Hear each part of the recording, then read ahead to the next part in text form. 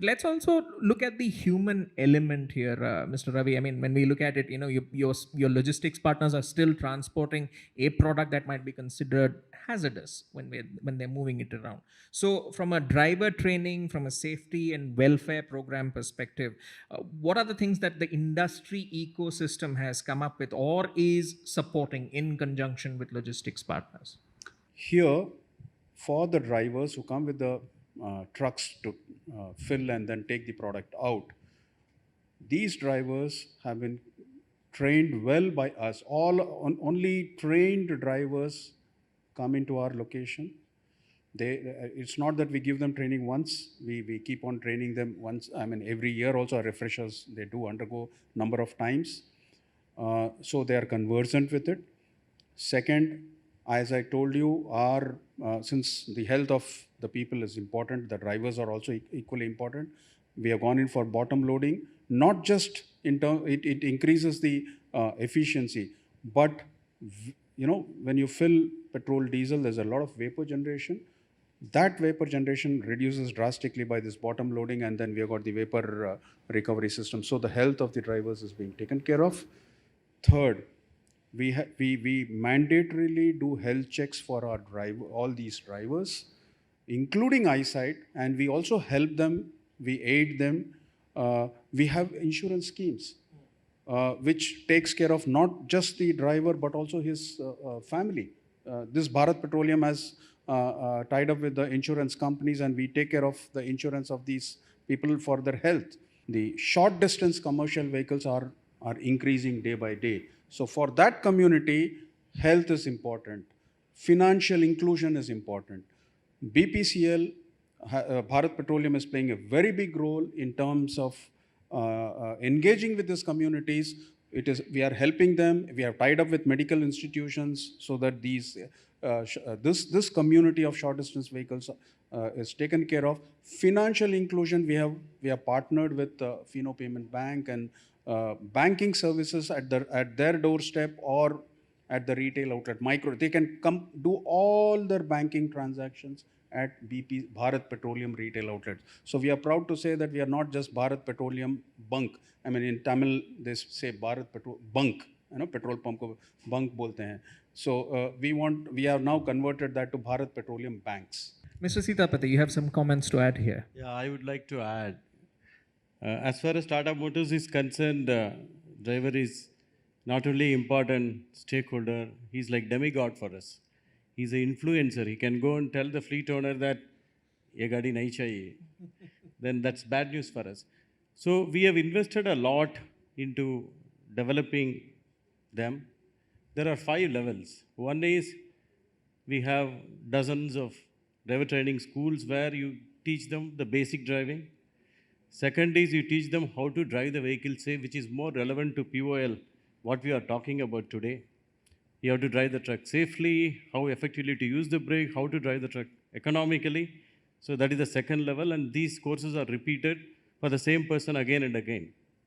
Third one is introducing them to the advent of technology, how to leverage the fleet edge, how to look at the driver monitoring system, how to leverage all the active safety features that are given into the vehicle. So this is the third level of driver training. The fourth one is the drona level of training. In the sense you will have to create a drona. Anybody who held the steering wheel for a few thousand kilometers, they all think that they are Arjunas. So nobody else can coach them. So only a drona can coach them. So we create drona level of driver training. So that's how we are trying to evolve with the So system. there are various levels of ye dil mange more. Yeah. All right. Getting down to the brass tacks again, when it comes to cost optimization and fleet efficiency, that will always be key for logistics players. So let's focus the conversation more towards that, Mr. Sitapati. Now, in case of the POL segment, special care is required, especially when it comes to the storage and maintenance of the product that they're transporting. So, what are some of the innovations and customizations that the industry has come about? As Ravi touched upon, the fleet edge, the electronic tracing, what we are given, it is not just track and trace. It is much beyond that. It talks about the fuel efficiency. It talks about the driver behavior. Is he fast accelerating? Is he accelerating fast and braking quite often? Is he changing gears in the right manner? Every data is available in order to improve the performance of the vehicle as well as to reduce the downtime of the vehicle.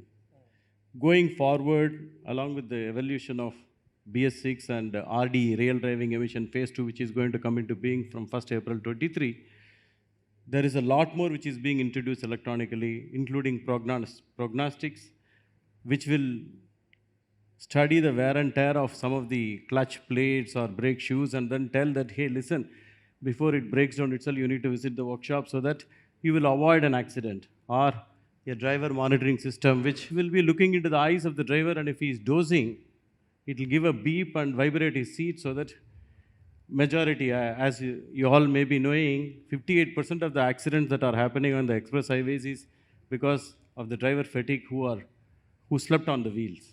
So this all will be avoided. So we are going to leverage the technology in order to support the industry for safe movement of petroleum oil and lubricants, which are explosives on the road. All right, let's take the conversation up a gear, and I'll bring in Mr. Ravi for this. A lot of government measures have taken place, whether it's GST, e-bill, Bharat Mala, logistic efficient enhancement program, Make in India, lots of developments in the logistics space. So what kind of an impact has it had on the industry, and how has it helped you in the transition journey to a digital and sort of green provider? The e-way bills particularly has considerably reduced those time which used to be spent at the check post, 2 hours, 3 hours, sometimes even a day or two. So it has cut down on the time taken for the transportation of the goods. These dedicated freight corridors are going to be a completely different set of ball game. So here they are going to be access controlled with limited places where they're going to stop. So like we at Bharat Petroleum, we had pioneered this concept called as the one-stop trucker shop, wherein for the trucker at one place, all what he requires, personal solution, journey solution, the business solution is available at one single place. So similar kind of facilities are going to be set up along this dedicated freight corridors. These change in the way the program, this LEAP, the Bharat Malas and the e-way bills and the GSTs, this is bringing in a completely different digital world, which is also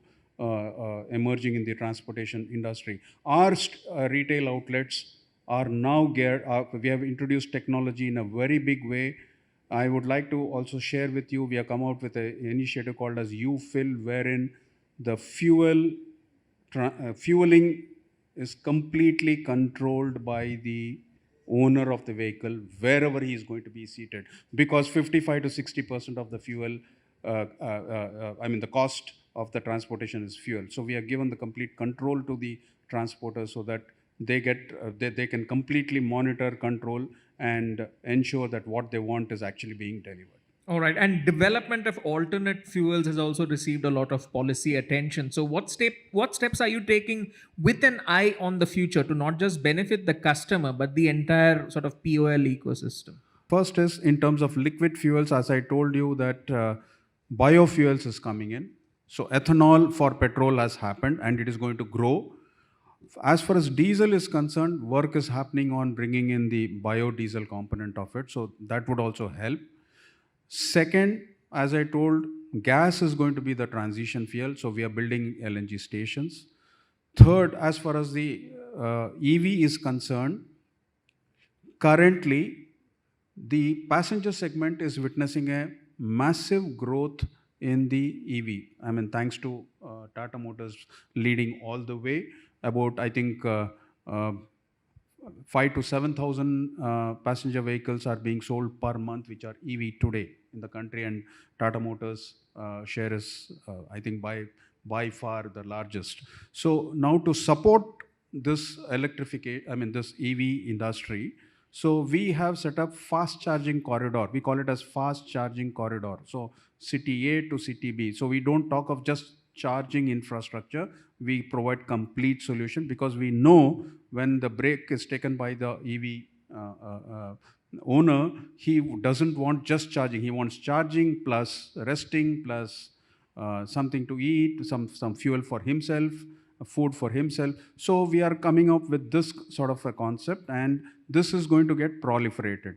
But then this is for the passenger segment. But simultaneously, we are also preparing, we are also gearing up, and we are also working closely with the auto majors, so that if anything emerges on the trucking side, we are very much present there. We will help in ensuring that this need for the transportation segment is also taken care of. All right. Thank you. Thank you, Ravi. All right. So, Chetan, let me bring you in. Considering all the massive transformations which are coming about, going to come about in the fuel distribution space, how does the industry ecosystem continue to remain agile and look at scaling up exponentially? What are some of the do's and don'ts you would suggest? So today we are seeing, means if 5 years back we just knew two fuels, petrol and diesel. Today we are knowing multiple amount of fuels, and every house, my house has an EV, petrol, CNG and diesel, right? Now from where the entire distribution channel is going to come? Like, let us say today about electric. My sister, when she wants to buy an electric car, she was asking infrastructure, means will there be a charger? So that's when a very power shift will be with the phygital model, which you rightly said. One will be physical, one will be mobile. So while LNG, we are working on an LNG technology where we will directly come and fill LNG at your doorstep for your truckers, right? Because there will be a need for a physical station also and mobile station also. That's what we are trying to make a phygital world together. Make a phygital world together. That's something, the retailers have been saying it. They went back to digital, now they're back to phygital. So it's always a game of finding the right mix. But I guess for the logistics sector, I mean, it makes sense what you are saying. But let's also understand, what is it going to take to reach there? Because a lot of the players in the ecosystem, they still are legacy based. So for them to kind of being brought into the 21st century with a wide variety of fuels, wide variety of models, wide variety of vehicles in service of them, what's going to be required in your opinion, Gaurav? And what will take them there?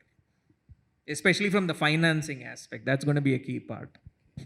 It all boils down to financing actually. I mean 65% of your cost is your diesel.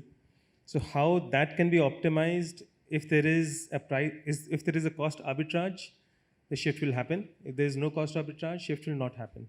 No matter how much all of us may keep discussing here and all the industries may keep trying, we need to ensure that at the end of the day, there is value for that trucker who's making most of his money out of trying to save every paisa worth of fuel.